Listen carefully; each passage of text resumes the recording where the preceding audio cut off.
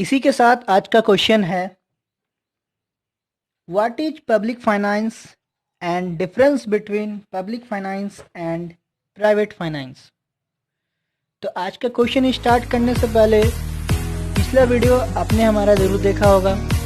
अगर नहीं देखा है तो ज़रूर जाकर देखें कि उसमें हमने मैक्सिमम सोशल एडवांटेज के बारे में बताया था। आइए शुरू करते हैं इस क्वेश्चन को हम छोटी सी परिभाषा के साथ। लोक वित्त सरकार की एक सार्वभौमिक पहलू है। लोक वित्त का संबंध लोक सत्ता व सरकारी संस्थाओं को आय तथा व्यय से होता है।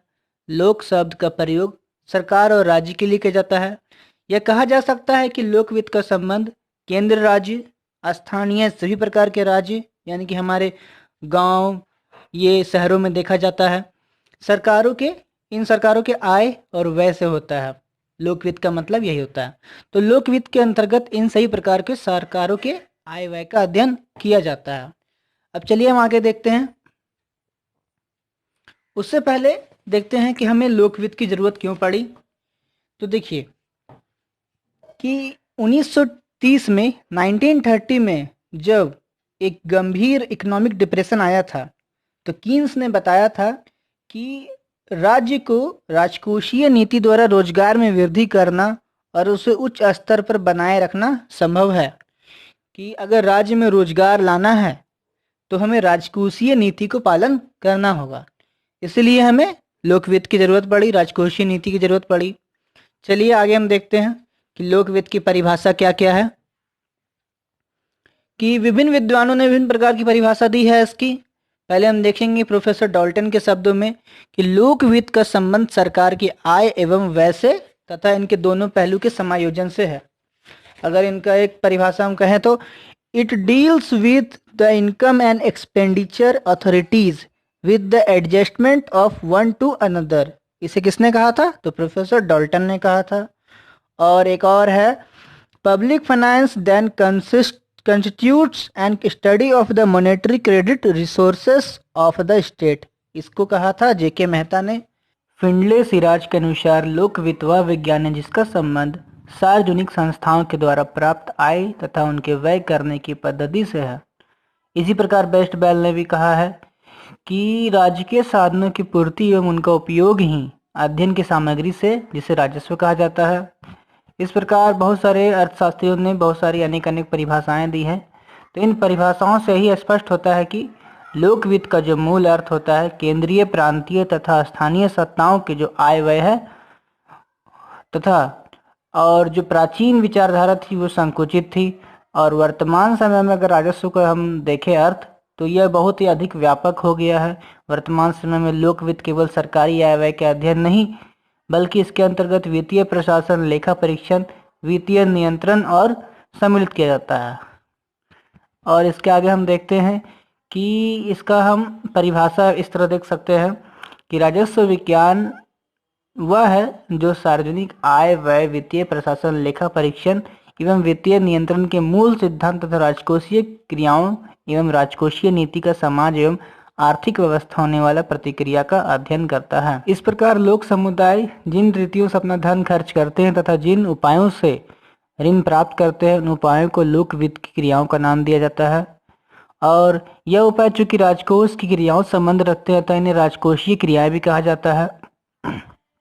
अब आगे देखते हैं कि लोक वित्त तथा निजी वित्त में समानताएं क्या है और अंतर देखेंगे और इसकी तुलना हम करेंगे आगे।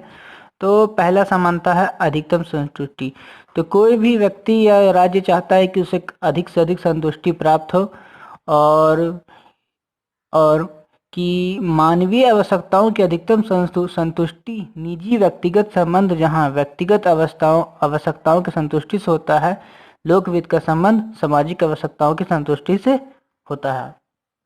अर्थात कहने का मतलब इसका यह है कि जो व्यक्ति चाहता है उसका खुद का आवश्यकता संतुष्ट करने के लिए, लेकिन जो सामाजिक आवश्यकताओं की संतुष्टि का उद्देश्य किसका होता है? सरकार का होता है। अब इसमें एक समानता है कि ऋण सुविधाओं में समानता। जब चालू आय चालू व्यय के मुकाबले कम पड़ जाती है तो दोनों ही स्थिति में चाहे लोक वित्त हो या निजी वित्त उधार लेना आवश्यक हो जाता है। यहाँ तक कि व्यक्ति की तरह राज्य को भी घाटे के समय ऋण की अदायगी करनी पड़ती है। अब तीसरी समानता है आय में लोच। निजी व्यवस्थाओं की आय स्थिर न रहकर व्यापारिक क्रियाओं के उच्चावन पर निर्भर करती है। इसी प्रकार सरकारी आय भी स्थिर न रहकर परावर्तित होती रहती है। दोनों प्रकार के वित्त में आय की लोच पाई जाती है। दीर्घकाल में आय एवं व्यय की संतुलन आवश्यक होती है। जब व्यक्ति तथा राज्य दोनों धन प्राप्त करते तथा खर्च भी करते हैं, यथाशक्ति प्रयत्न करते हैं कि खर्च का अधिकतम संतुष्टि प्राप्त की जाए। दीर्घकाल में दोनों यह प्रयास होता है कि आय तथा व्यय को संतुलित किया जाए जिससे कि अधिकतम संतुष्टि प्राप्त हो सके। श्रम एवं पूंजी का उद्देश्य है ये पांचवी समानता कि निजी वित्त में व्यक्ति श्रम एवं पूंजी का उपभोग अपनी मांग को पूर्ण करने में करता है। इसी प्रकार राज्य श्रम एवं पूंजी को समाज की मांग को पूर्ण करने में उपयोग करते हैं। अतः दोनों में ही मानवीय मांगों की पूर्ण करने का उद्देश्य निहित रहता है। छठी समानता इसमें है आर्थिक विकल्प, इकोनॉमिक चॉइस। लोक वित्त तथा निजी वित्त दोनों ही चूंकि न्यूनतम साधनों से अधिकतम संतुष्टि का लक्ष्य प्राप्त करना चाहते हैं, अतः दोनों की सदा आय तथा व्यय के समायोजन के लिए विकल्प के चुनाव की समस्या का सामना करना पड़ता है। अब हम देखेंगे इसका अंतर कि निजी वित्त तथा लोक वित्त में अंतर क्या है। Difference between public and private finance. लोक वित्त तथा निजी वित्त में उपयुक्त समानताओं के बावजूद दोनों में बहुत सारे अंतर पाए जाते हैं। दोनों का उद्देश्य वित्त प्रवृत्ति के तरीके तथा साधनों की मात्रा इत्यादि के मामले कई महत्वपूर्ण अंतर है। पहला अंतर इसका है व्यय का निर्धारण। राजस्व का सिद्धांत के ठीक विपरीत है राज्य का सर्वप्रथम अपने खर्च की मात्रा का निर्धारण करना, जो कि उसे अपने कुछ दायित्व को पूरा करने के लिए विभिन्न मदों का व्यय करना पड़ता है। अतः उसके पश्चात वह उसकी पूर्ति के लिए साधनों की खोज की, किंतु एक व्यक्ति सर्वप्रथम अपने पर विचार करता है, उसके बाद वह खर्च की मात्रा निर्धारण करता है। इस प्रकार राजकीय आय में लोच पाई जाती है लेकिन व्यक्तिगत आय में लोच नहीं पाई जाती। डाल्टन ने भी कहा कि व्यक्ति अपने आय के अनुसार ही अपने व्यय का समायोजन करता है, किंतु लोक सत्ता या सरकार अपने व्यय के अनुसार अपने आय को समायोजित करती है। परंतु यह कथन भी कुछ सीमाओं तक सच है कि सरकार भी अपने खर्चों को अनिश्चित सीमा तक नहीं बढ़ा सकती। वेस्टेबल का विचार है कि अर्थव्यवस्था को हानि पहुंचाकर आय प्राप्त करने से बेहतर है कि सरकार अपने व्यय को इसमें दूसरा अंतर है अनिवार्यता का लक्ष्य। फिंडले सिरास के अनुसार सरकारी व्यय का एक अन्य लक्षण है इसमें पाए जाने वाला अनिवार्यता तथा तत्वों को उदाहरण के लिए प्रतिरक्षा तथा लोक प्रशासन आदि पर किया जाने वाला व्यय अनिवार्य प्रकृति का होता है। इसमें यह होता यह है कि राज्य किसी को भी लोगों को इस बात के लिए बाध्य कर सकता है कि कपड़े, अनाज तथा अन्य वस्तुएं किसी भी विशेष किस्मों तथा नियंत्रित मूल्य की दुकानों से ही खरीदने तथा सरकार द्वारा निर्धारित दरों से कर अदा करे। इसमें तीसरा अंतर है सम सीमांत उपयोगिता नियम। अधिकतम संतुष्टि प्राप्त करने के लिए व्यक्ति अपने खर्च को विभिन्न वस्तुओं तथा सेवाओं पर इस प्रकार वितरित करता है कि सभी मदों पर किए गए खर्च की सीमांत उपयोगिता समान हो जाए और संपूर्ण व्यय प्राप्त होने वाले कुल संतुष्टि अधिकतम हो। दूसरे शब्दों में व्यक्ति अपना खर्च सम सीमांत उपयोगिता नियम के आधार पर करता है। सरकार को भी अपना व्यय इसी सिद्धांत के आधार पर खर्च करना चाहिए, परंतु दोनों में काफी समानताएं रहती है। व्यक्ति अपना खर्च करने के लिए स्वतंत्र रहता है जबकि सरकार इतनी स्वतंत्र नहीं होती है। सरकार अपने खर्च शिक्षा, निर्धनों की सहायता आदि पर करने के लिए बाध्य रहती है, परंतु व्यक्ति उपयोगिता को ध्यान में रखते हुए खर्च अपने ढंग से करता है। चौथी अंतर है इसमें बजट की प्रकृति। व्यक्ति साधारणतया बचत का बजट बनाता है और सरकार घाटे का बजट बनाता है। पांचवी है इसमें साधनों की प्रकृति में अंतर। व्यक्ति के आय प्राप्त करने के साधन प्राय सीमित होते हैं और सरकार का क्या होता है, असीमित होता है। वह तरह तरह के नए नए जगहों से अपना आय को प्राप्त कर सकता है। अगर जरूरत पड़ने पर नोट छाप सकता है, निजी संस्थाओं को राष्ट्रीयकरण कर आय में वृद्धि कर सकता है, परंतु एक व्यक्ति यह सब नहीं कर सकता है।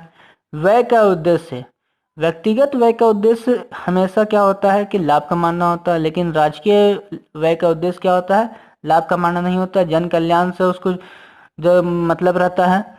स्वास्थ्य सुविधाएं, शिक्षा, सामाजिक सुरक्षा, जलापूर्ति इत्यादि ये सब उद्देश्य रहते हैं। सातवीं है इसमें दीर्घकालीन दृष्टिकोण। वर्तमान को इसमें अधिक महत्व दिया जाता है, परंतु सरकार दीर्घकालीन योजना बनाती है। राज्य का स्थायी संगठन होता है। जनता का संरक्षण होने के कारण वर्तमान पर कम तथा भविष्य के मांग को प्राथमिकता देता है। इस पर सरकार द्वारा जन कल्याण की दृष्टि से अनेक कार्य किए जाते हैं। गोपनीयता का अंतर देखिए, निजी वित्त में गोपनीयता रहती है परंतु लोक वित्त में गोपनीयता नहीं रहती है। और सरकार अपने कार्यक्रम को जनता के समक्ष पेश करती है, लेकिन व्यक्ति अपनी आवश्यकता तथा ऋण के बारे में किसी को ये बातें नहीं बताता है। आय की लोच में भी अंतर रहता है। सरकारी आय एवं व्यक्तिगत आय की तुलना में अधिक लोचदार होती है। सरकार नवीन कर लगाना, पुरानी एवं बाह्य ऋण लेकर अपनी आय को बढ़ा सकती है, लेकिन व्यक्ति अपने आय को इस तरह नहीं बढ़ा सकता है। उसकी साधन प्राय बेरोजगार। अब हम लोक वित्त तथा निजी वित्त में तुलना करेंगे। Comparison between private and public finance. Keynes ने कहा है कि जो बात एक व्यक्ति के लिए सत्य हो सकती है वही बात राज्य के लिए भी सत्य हो भी सकती है और नहीं भी। इसलिए लोक वित्त तथा निजी वित्त में तुलना करने से स्पष्ट होता है कि इन दोनों के बीच जहां कहीं भी समानताएं पाई जाती है वहीं अनेक असमानताएं भी देखने को मिलती है।